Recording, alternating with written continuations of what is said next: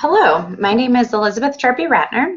I am a graduate of the PhD program in CHS, and I currently have a position leading the evaluation work at the Mid-America Center for Public Health Practice, and I also have an appointment as a faculty member in the Jarpe-H program, where I teach qualitative methods. So I'm very excited today to be talking specifically about observation methodology as part of S.P.H's qualitative research modules. So the objectives for this session are really to better understand the sort of just purposes of why we do observation, why we might use observation as a qualitative inquiry method, and when it would make sense to do that, and then how that sort of fits overall into this broader qualitative tradition that these modules are introducing you to. I want to also review some common procedures used in observation methodology and understand some common approaches to analyzing observation data. And then at the end, I'll take a couple minutes to talk a little bit about my dissertation work, wherein I conducted observations of sexual health education classrooms. And so I'll share some lessons learned from that. So when we think about observation, there's a couple quotes here that I think are useful to help us start to think about what it really means to observe. People only see what they're prepared to see. That's an Emerson quote. To acquire knowledge, one must see, but to acquire wisdom, one must observe. So there really is, both of these are kind of helping us see that there's a difference between seeing something and really observing something and being prepared to do it. And that's something that I want you to think about as we go through this, because there's a lot to observation, a lot more than you might think. And it requires a lot of preparation and a lot of thought that goes into developing the protocol and the tools to be able to actually look at and observe what you're really trying to understand, the phenomena you're trying to understand and what you're trying to measure. So when do we conduct observations? Observations are really useful when we want to describe the activity, describe the setting where things are taking place. So if we're doing an evaluation of a particular program or policy, then it's really useful to understand how and where that is actually happening and to understand the context. It allows the researcher to really get that firsthand experience. Many times if you're talking to folks in interviews or focus groups, you're kind of getting a secondhand experience, but if you're actually there conducting an observation, then you really are getting more of that firsthand experience. It can also kind of help you thwart your own prior notions of what a setting might be like, and really helps you try to dig into some of those underlying biases you might have that you might not even realize until you get out there and see the setting for yourself.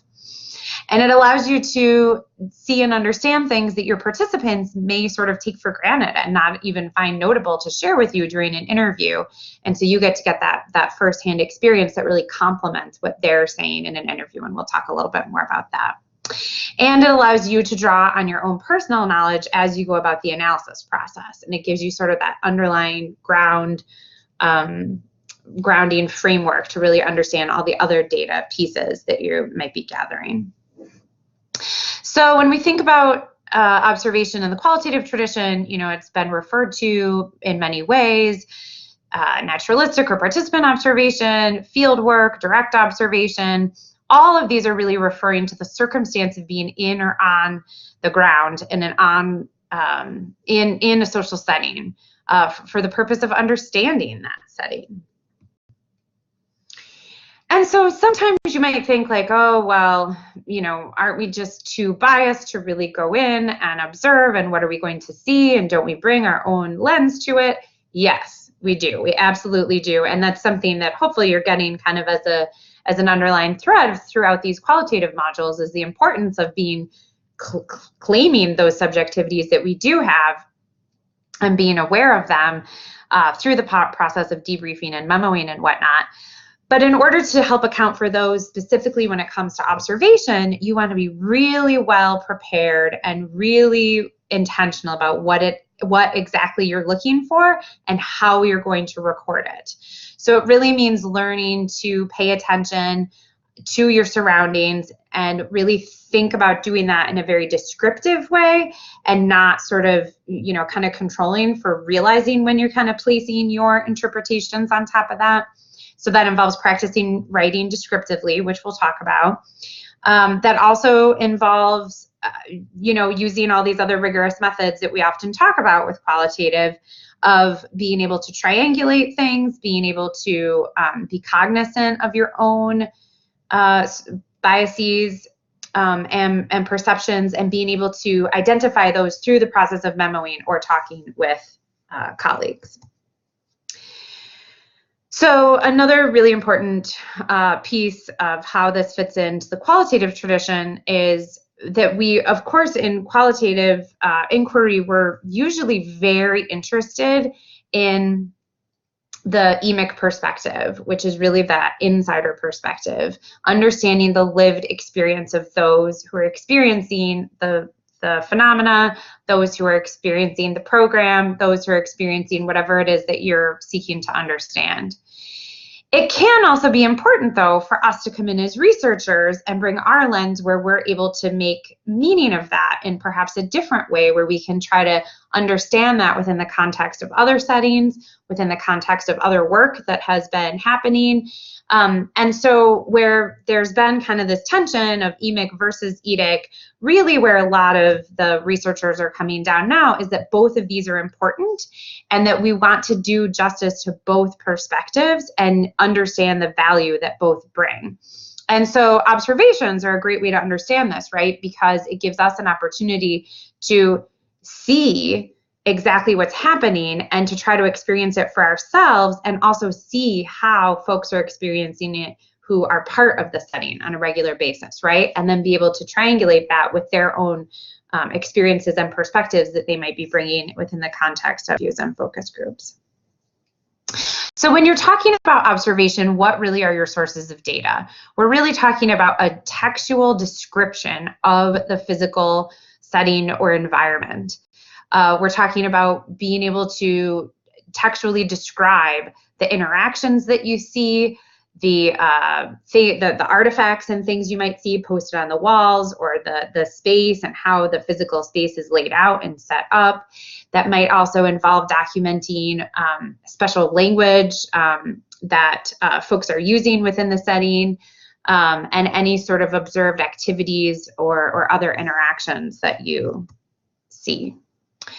So when you go about trying to actually set up an observation, you want to, again, this requires so much planning and preparation. You want to be able to make sure that you obviously are working with your IRB, that your research team, that you're working hopefully with partners who are helping you gain access to the space.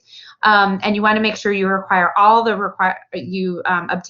required permissions. You don't want to find yourself in a situation where people don't understand why you're there, and then you become intrusive, right? So you want to be really clear the whole time about describing why you're there, about making sure you've worked ahead of time so that folks expect you to be there. And then you also want to be really clear about what your role is there. Are you experiencing the setting as a participant, or are you kind of hanging off on the sidelines trying to record what you see? You have to be really clear about how and why you're doing both of those. I think in most cases, when we're observing things like program evaluation, when we're trying to just understand how a certain setting works and how that fits into something else that we are studying, in most cases we act as observers, and if you do choose to be a participant, then there's a lot of ramifications that need to be understood about that. Designing your protocol, right? So we'll talk about this in a second, but making sure that you know exactly how you're going to take notes, what you're going to take notes about, how you're going to organize those notes. And then again, just making sure as you physically, not only just as you plan and prepare and set this up that people know you're coming, but when you physically enter the space, then your presence is explained and you're polite and you're friendly and you interact you know, as is appropriate for any, you know, researcher or evaluator to be out in the field. And then finally, again, you know, withdrawing yourself and thanking participants, and again, you know, kind of reiterating why you were there, how you being there was hopefully will be valuable to the overall objectives of your project. So when you actually go out and start taking notes, and we'll talk about protocols on the next slide where you would actually record these notes, but you want to be cognizant of what kind of language you're using to describe what you're seeing. And here we can understand this as either being descriptive or interpretive. So if you are in a classroom, for instance, and what you see leads you to believe that the classroom is drab and dull and boring, then that's really an interpretive text that you are recording in order to denote what you're seeing. What you want to do first, before you get to that level of interpretation, where you put your own sort of lens on it of how you're interpreting it, you want to just simply state exactly what you see. So the descriptive version of that might be, the classroom walls are painted beige and there are no wall hangings, posters, or anything else covering the walls. You could also add on the more reflective, just interpretive piece to record the sense that you got from being in that space. But first and foremost, we want to include that descriptive language so that anyone else who goes back can picture exactly how it was to be there, and not have this added layer of kind of what you thought it meant or how it made you feel, right? Again, you know, rather than saying something like the patients looked cramped and uncomfortable in the waiting room, you know, many patients you overheard and you write down, many patients said this room is really crowded and appeared to be close together. You know, there were some people standing, there was not room for everyone to sit, you know, all those very descriptive things that you observe that lead you then to have that interpretive level. So you want to make these descriptive notes on an observation protocol. And there's many examples of this in the literature. This one comes from Cresswell. But here you want to go in and have a really clear idea of, you know, what it is you're looking for and how you're going to record that within very specific fields. You want to have areas where you can have both the descriptive and the interpretive pieces. So you can account for both, but you want to make sure and have that descriptive piece there. You might also have a room for drawings or diagrams to depict how things were set up. And you want to be really familiar with this. Similar to an interview protocol, you want to know that back and forth so that as your interviewee jumps around with their topics, you can make sure you're hitting all of the constructs you wanted to tap into. Same here. You want to make sure that as things are happening, you know exactly where to record them, and you're doing it in this systematic way that then allows you to take all of your observations at the end and look across them to be able to see commonalities and know exactly how things were structured and organized. In many cases, you want to record times at key segments so that you can track, you know, what was happening throughout the course of your time in that space. So as I mentioned, it's really important to understand how observations fit in with other methods as well, right? So when you're in a space, getting that firsthand knowledge of what the setting is like, you can triangulate that with information you might be getting from interviews.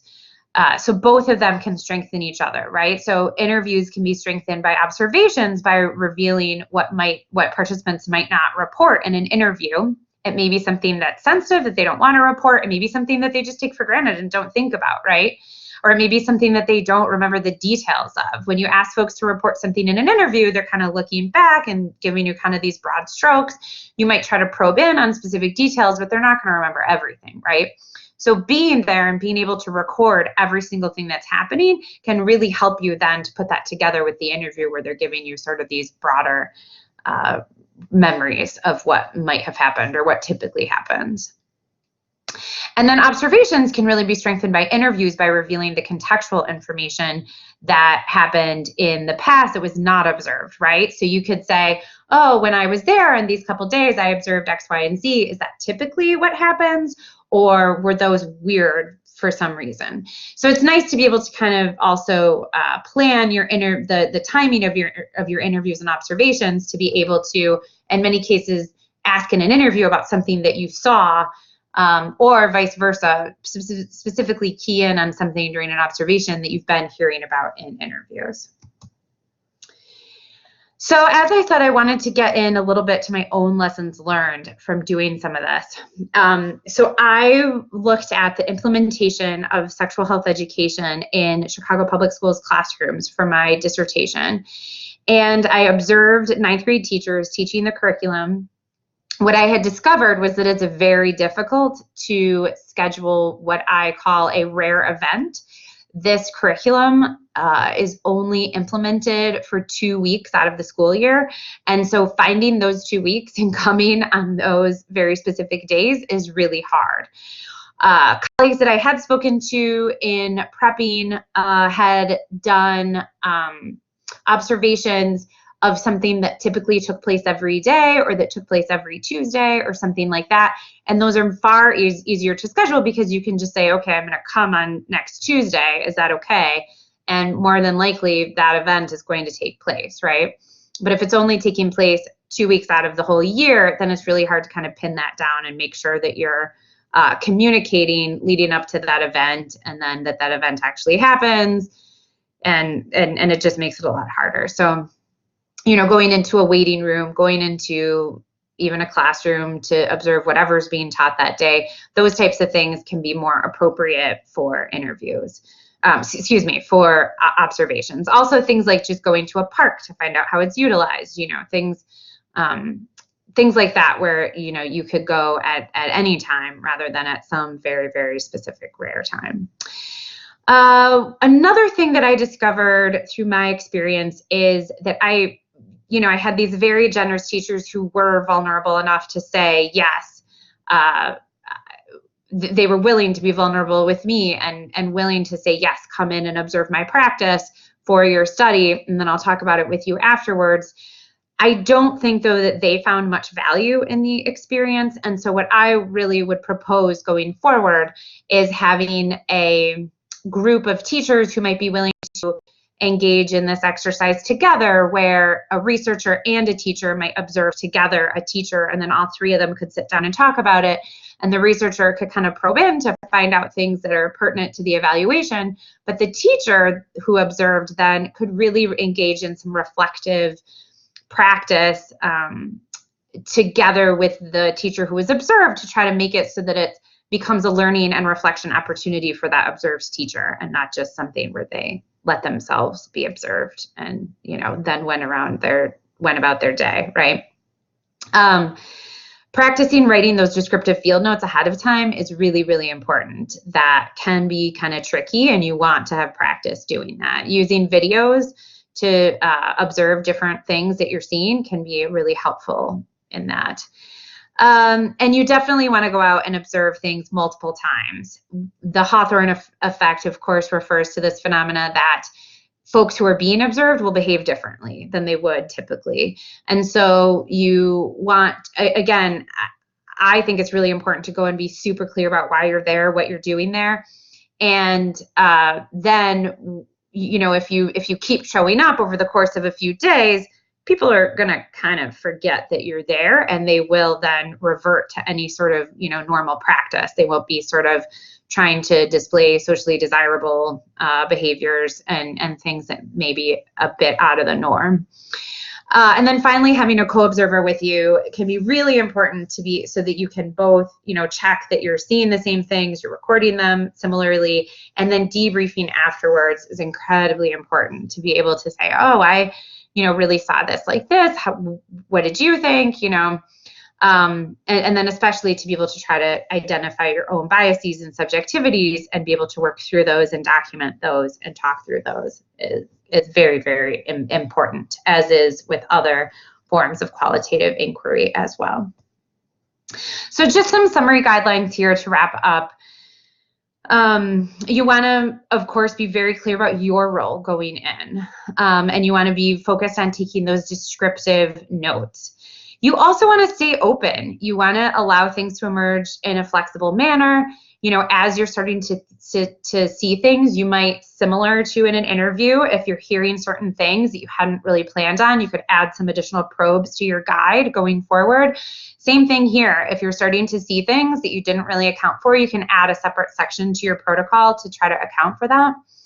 And again, with other methods, you want to always be thinking about how are your methods speaking to each other? What are they elucidating from one another? How are they complementing one another? How can you put them together to be able to reveal a more robust understanding of your phenomena of interest? As you hear things, you want to use quotations. You want to represent people in their own terms. You don't want to paraphrase. You don't want to, again, say that something is, say that someone said something, with a certain tone. You want to just simply write what they said, right? Again, that goes back to that descriptive language. Select key informants purposefully. I mean, I think, this is just a general sampling thing in terms of, if you are looking at certain classrooms or at certain clinics, or, you always want to have a strategic sampling approach in order to do that. And just being aware of, how as I alluded to before, if you have observations and then interviews or vice versa, thinking about how those speak to each other, memoing and then memoing again, all throughout that process to be able to document your evolving understanding and how you're approaching the data collection differently at different stages because of that evolving understanding. I think just, making sure, again, to just be really present and be reflective throughout the whole process. Again, being cognizant of that tendency maybe to apply interpretation or judgment, and then as you have those judgments and those inclinations, recording those and thinking about why. And that involves, that piece about kind of monitoring bias and seeing how your thinking evolves over time. So again, many of these things are, part and parcel of qualitative inquiry more generally, but I hope that this helps to explain and offer some guidance on how one might go about specifically conducting observations. Thanks.